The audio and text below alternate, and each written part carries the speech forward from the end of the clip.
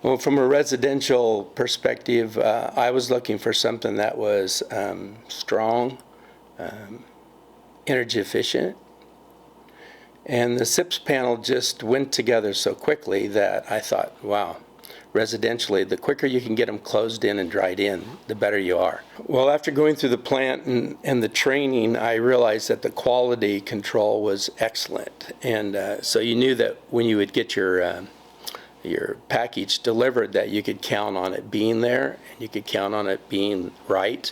As long as a contractor, you reviewed your plans. That's just like in anything, whether you're stick building or building with panels, you just got to know your plan and know where the problem areas are going to be, and make sure that you communicate that with the Enercept people, and they'll do it.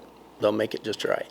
Everything is so straight. If you stick build, you know that you're going to have to deal with wood that moves on you and doesn't get nailed correctly. And so with the SIPS panel, I knew that if you do it like they say and nail it like they say and don't cut any corners, you're going to have a superstructure that will last forever. So that ease of construction was what I was looking for, and that was probably the single most important thing to me.